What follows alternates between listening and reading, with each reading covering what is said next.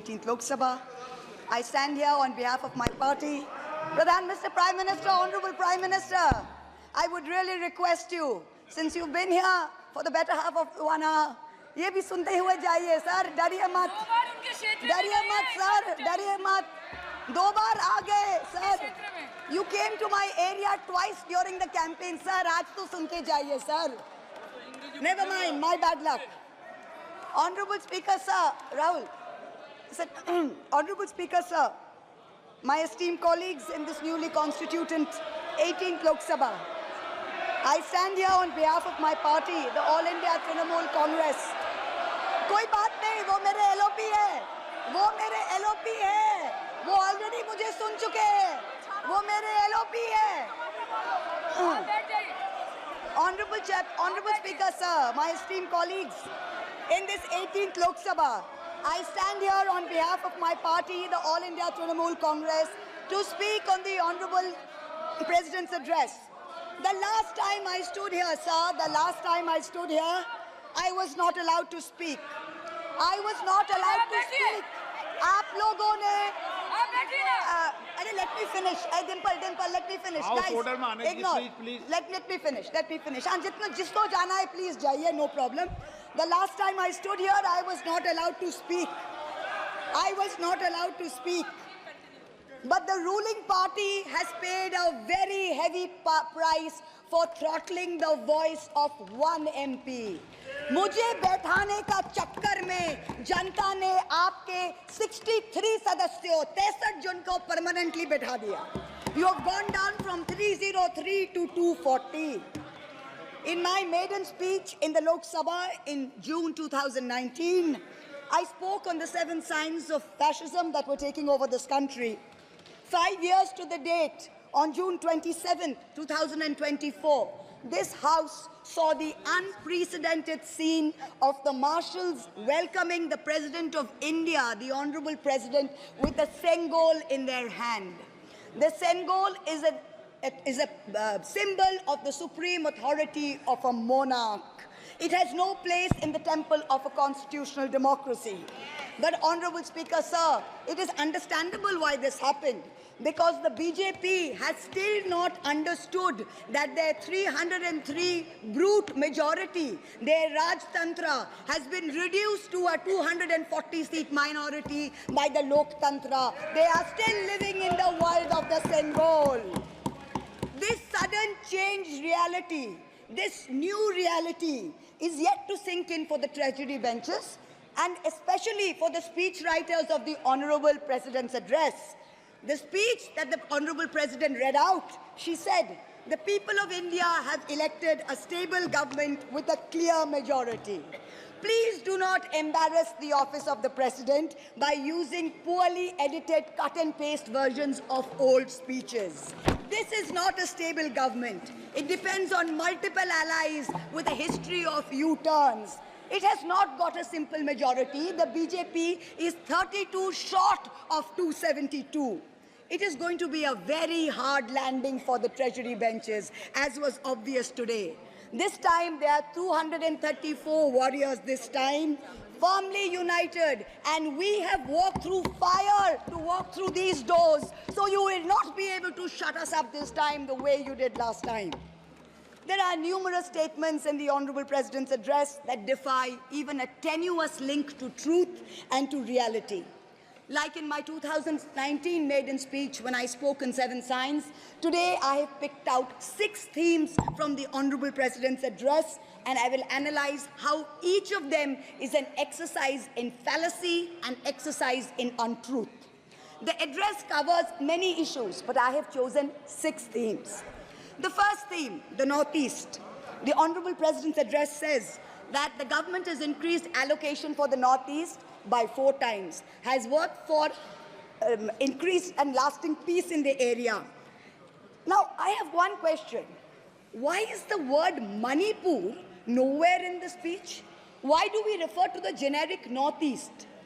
During the Lok Sabha campaign, the BJP, the ruling party, the Honorable Prime Minister mentioned many words beginning with the letter M. Musalman, Mullah, Madrasa, Mughal, Mutton, Machli, Mujra, Mangal Sutra, but not once did they mention Manipur. We don't need to act east. The government says we want to act east. We don't need you to act east. Look east, walk east, and most important, embrace east. I stand here for my brothers and sisters of Manipur, and I quote the revolutionary poet Pablo Neruda. One morning the bonfires leapt out of the earth. One morning the bonfires leapt out of the earth, devouring human beings. And from then on, the fire. From then on, blood. Come, see the blood on the streets. Come, see the blood in the streets. Please go to Manipur, see the blood in the streets. The second theme in the President's address, women empowerment. The speech says, women in our country had been demanding greater representation in the Lok Sabha and Vidhan Sabhas, and today they stand empowered by the Women's Reservation Act. This is a complete untruth. Firstly, you conveniently delayed reservation for women in parliament because you actually fear women. You fear Nari Shakti. You want their support, but you certainly don't want us here. The 17th Lok Sabha had 78 women, 14.3%. The 18th Lok Sabha, this Lok Sabha, has only 74 women. 4 women less than last time, only 13.6%. The ruling party, the BJP, had called a special session to bring in the Women's Reservation Bill. They have got a shameful 30 women MPs out of 240, only 12.5%. It is only Mamata Banerjee's Trinamool Congress that in 2019 had 37%, and even this time has got 38%.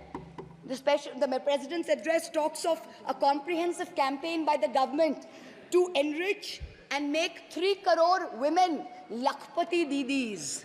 All that we have seen so far is a far more comprehensive campaign to make 1 Arabpati Dada. I'm sure I don't need to take his name in this house. I'm sure we all know who we are talking about. The third theme, Kashmir. The address mentions that after decades of shutdowns and strikes, the Kashmir Valley has voted in an atmosphere of stability and security. But if abrogating Section 370 was such a good idea, why did the ruling party, the BJP, not even dare to put up candidates in the 3 valley seats of Anantnag, Baramulla and Srinagar? If 370 was such a big deal and you were going to campaign on the basis of 370, you did not even dare to fight the seats. The Kashmir Valley has voted in MPs who were against your 2019 decision. You downgraded Ladakh into a union territory. You told them it was a temporary move. Today, 5 years later, the Ladakhis are still waiting. They have not got back their statehood. You have not given them a legislature. You have not included them in the 6th schedule. You have not given their demand of 2 separate seats of Leh and Kargil. As a result, in the current Lok Sabha, the Ladakhis have relegated you to 3rd position in the Lok Sabha. You lost it. The fourth theme in the Honorable President's address, the Election Commission of India. The speech expresses gratitude to the ECI for conducting the largest election in the world. With all humility, with no intent to denigrate the office of what used to be the august constitutional body of this land, let us as members of this opposition put on record that we won in spite of the EC, not because of it. The commissioners chosen by a government-dominated panel in willful disobedience of the Supreme Court turned a deaf ear to the most egregious violations of the Model Code of Conduct by the ruling party, by the Honorable Prime Minister with his hate-filled speeches and his divisive religion-based rhetoric. This country has been ashamed and disgusted by the language used against minorities during this campaign. This election will go down in history where an eager and compliant election commission turned a blind eye and a deaf ear against the excesses of the ruling party when the MCC was in effect. Opposition leaders were arrested, party accounts were frozen, ED and CBI even came into our election offices with impunity. Ultimately, the voters took charge and they said, "Bahut ho gaya." Enough is enough. The 5th theme, and here I have to commend the speechwriter's very dark, almost macabre sense of humor. The Indian Railways, aviation and infrastructure. The address says that work on the Ahmedabad-Mumbai bullet train is going on at a fast pace, and Indian Railways is doing feasibility studies for bullet train corridors in the north, in the south, in the east of India. Now I'm going to ask the government a question. Why are you, Honorable Chairperson? Is this a cruel joke? You are sanctioning 1,08,000 crores, 1,08,000 crores for one single Mumbai-Ahmedabad bullet train. A basic high-speed rail network costs 200 crores per kilometer. The Indian Railways is touting the Kavach anti-collision system. It's an automatic train protection system as the cheapest in the world, says 50 lakhs per kilometer is the cost. The total rail tracks in India is roughly about 126,000 kilometers. So the cost of covering all of India with Kavach is going to be 63,000 crores. All of India's Kavach costs 63,000, and one single Ahmedabad-Mumbai bullet train costs 1,08,000. Please look at the numbers. Last June in Balasore, 3 trains collided, 296 people died. The ministry said Kavach was not operational on that route. Last week, Kanchenjunga Express collided with a goods train in New Jalpaiguri. 10 people died. Again, the ministry said Kavach is not operational on the route. The Economic Times had a survey which said at the current level of funding, it will take 50 years for all of India to be covered under Kavach. And you're telling us about bullet trains. And please don't start shouting about what it was during Nehru's time. We don't know and we don't care. False equivalences cannot take the place of real body bags. The address mentions about how India is apparently the 3rd largest domestic aviation hub of the world. In truth, India's airports have become domestic hazard hubs. First in Jabalpur, then in Delhi, then in Rajkot. Newly constructed airports have canopies falling down, killing people. The newly constructed Rampath in Ayodhya has had 3 cave-ins in the last week. The Pragati Maidan tunnel is flooded. The Atal Setu has developed cracks. The Ram temple's roof is leaking. This is exactly what happens when infrastructure is poorly planned and rushed in order for photo opportunities by the supreme leaders. The sixth theme, competitive cooperative federalism. Honorable Chairperson, sir, the last decade saw the most brutal government-sponsored throttling of cooperative federalism that this country has ever seen. I speak for my own state of West Bengal.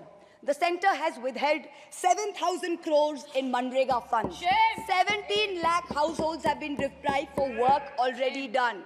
It has held back 8,200 crores under the rural housing scheme, over 11 lakh houses sanctioned but not paid. Another 1,000 crores has been held back in pension and PMGSY. A total of 16,000 crores.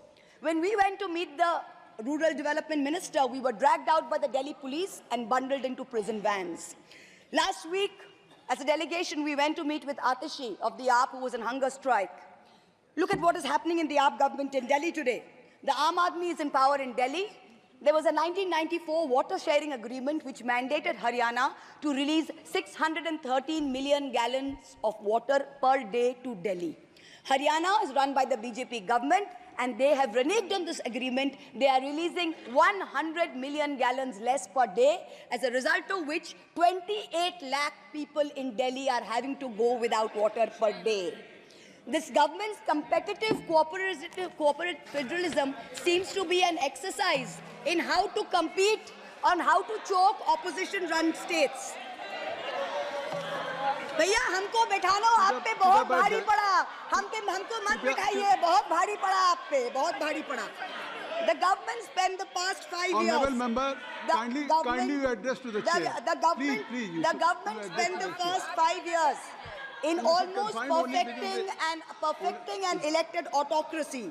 And by the end of 2023, this government had reached the pinnacle of their arrogance, where this parliamentary democracy was replaced by a monstrous super cult, the cult of the supreme leader, the non-biological leader, born of the Paramatma, who stood in this house and proclaimed, "Ab ke baar 400 par, and ek akela kitno pe bhari pada."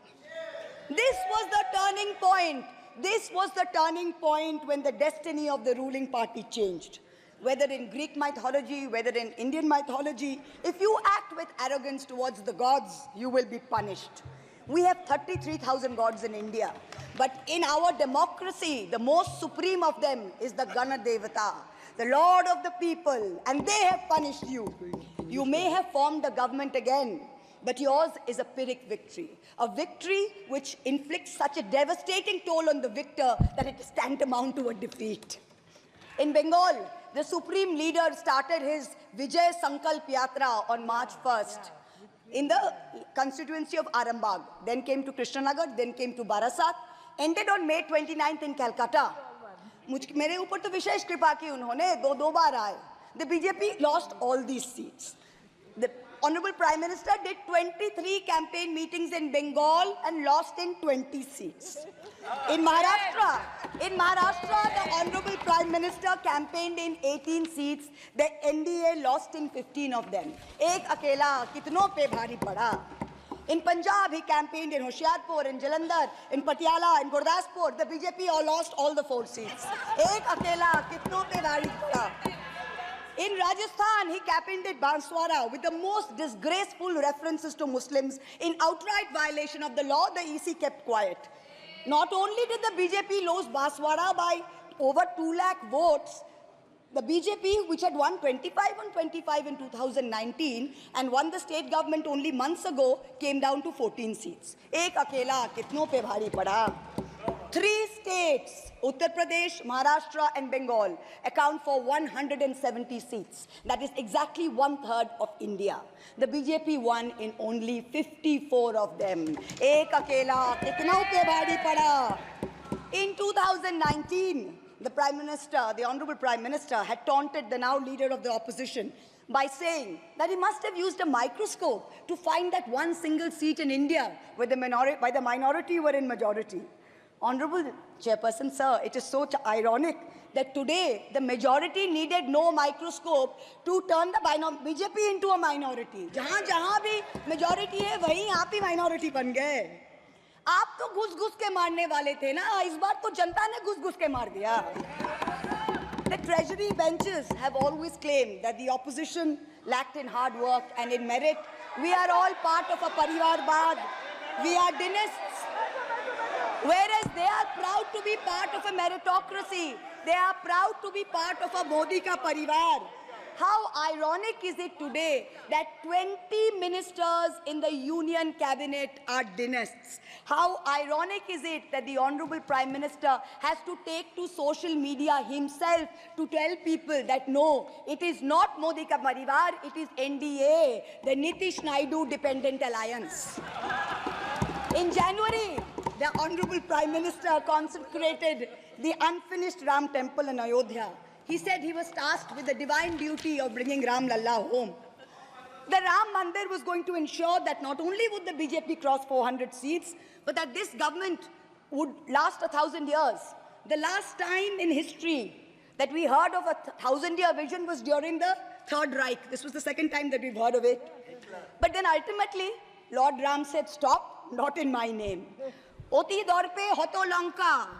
Too much arrogance, too much pride caused you to lose the kingdom of Lanka. The BJP lost in Ayodhya, Faizabad, where the temple is. It lost in Banda Chitrakoot, where Lord Ram meditated. It lost in Shravasti, where the son of the Honorable Prime Minister's ex-secretary said, my father has built the temple, campaigned in his name, you lost there. All the seats around Ayodhya, Basti, Sultanpur, Ambedkar Nagar, the BJP lost. ये तुम लोगों के नाम जपो में पहले सा आराम नहीं. ये तुम लोगों के नाम जपो में पहले सा आराम नहीं. जबरदस्ती के जय श्री राम में सब कुछ है, पर राम नहीं. जबरदस्ती के जय श्री राम में सब कुछ है, पर राम नहीं. Today in India, there are 2 types of leaders. Those of us who come via the voting machine, and then there are many who come via the washing machine.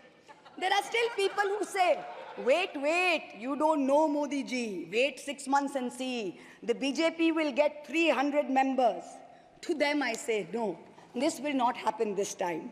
Because every potential turncoat will have to choose between temporary greed of fear and between permanently becoming politically irrelevant.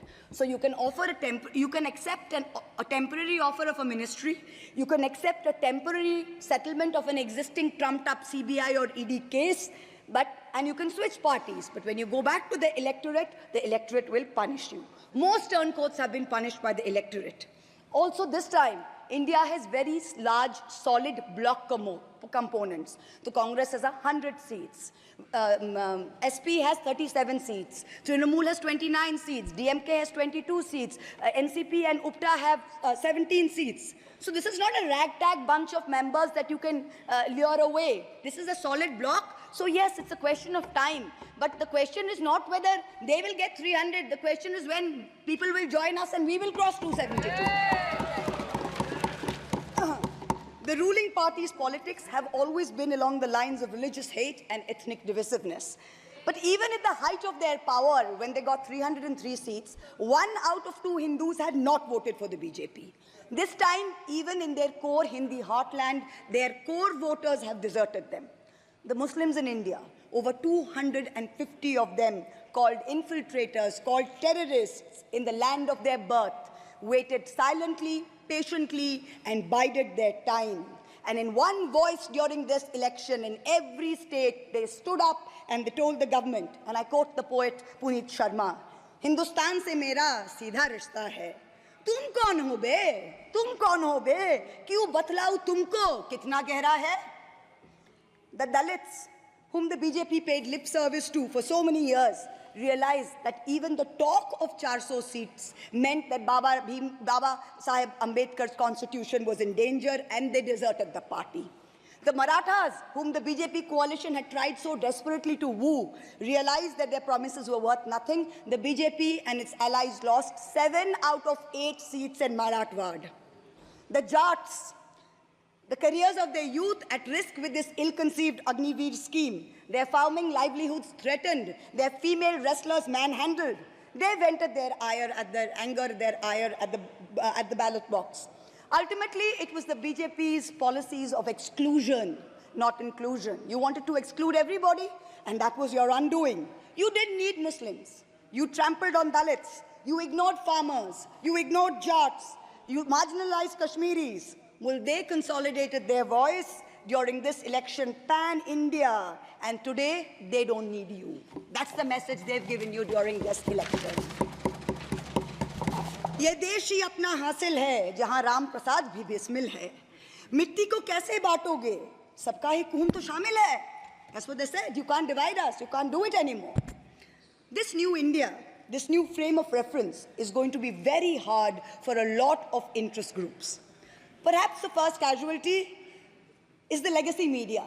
The Godi media was its own worst victim.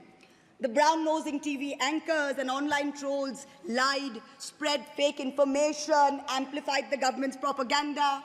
So-called psephologists who actually had printing contracts from the government of India were on TV 24/7 acting like the election was a done deal. There was no need for voting. The BJP had already won. Media moguls organized conclaves where they prostrated themselves before the Vishwa Guru. Anchors used staged interviews and set up scripts. In short, the media had lost all credibility, so when you asked the people during surveys which way they voted, they didn't trust you and they didn't tell you the truth, which is why you got it wrong. Ram Kamal Jha, the editor of the Indian Express, remarked that some media owners were so comfortable on their knees that it hurts to stand up. To them we say, please stay where you are. There is a new generation of journalists in India today with spine, with integrity, and with courage. A media you have done your best to silence with fake cases and attempts and censorship, but they have survived and they will thrive in the digital space. I will also touch upon another pillar in our democracy, the judiciary. 2 days ago, the Honorable Chief Justice of India, while on a visit to Calcutta, remarked that judges were not deities. They are here to dispense justice with compassion. Just as one can't be partly pregnant, you either are or you're not. Justice and democracy too must be absolute. They cannot partly be in effect. The retirement age for High Court justices is 62, and the retirement age for Supreme Court judges is 65. Now, this has unfortunately contributed to High Court judges kowtowing to the Supreme Court Collegium and to the government for a last-minute elevation to be able to serve for 3 more years and then qualify for further sinecures, such as the head of the Lokpal, the head of the National Human Rights Commission, chairman of various tribunals. It has come to such a state that opposition leaders framed in politically motivated cases are denied and bail and denied justice simply because judges are even scared to touch their case for fear of offending the government.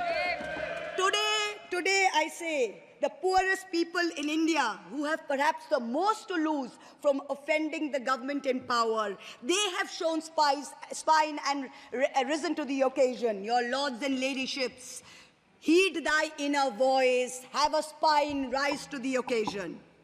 7 months ago, on the 8th of December, this house was transformed into a Kurusabha, presided over by a blind Dhritarashtra, where Dushrasan Darbaris made every attempt to disrobe Draupadi. The Ethics Committee that voted to recommend my expulsion on the 9th of November, they voted 6-4, had 10 members and 1 chairperson. Of the 5 Lok Sabha members from the BJP, 4 have not returned to the House. The chairperson, a BJP member, has also not returned. The Congress turncoat from Punjab who voted against has also not returned. The BJP lady MP from Maharashtra who started the debate in the House on behalf of the BJP has also lost. Much like Lord Krishna protected Draupadi, the people of Krishnanagar have protected me. In the last year, a lot of people look at me and say, oh, Mahua, you must have lost a lot. You lost your membership, you lost your house. And by the way, I also lost my uterus due to a surgery. But you know what I gained? I gained what Rahulji said, the freedom from fear. I do not fear you. Yes. I will see the end of you. We will see the end of you. Your ED, your CBI, your income tax, your trolls, your media, your bought-out judges, nobody can scare us.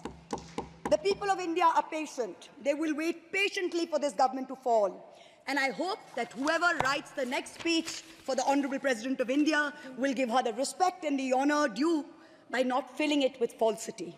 This government has dishonored the office of the President by giving her a script that is full of lies. We wait, and the people of India wait, for the restoration of her honor and for the honor of her august office. It is in this hope that I bow my head to the holiest of our books in its 75th year of adoption. Hail the Constitution, Joy Sangvidhan. Thank you.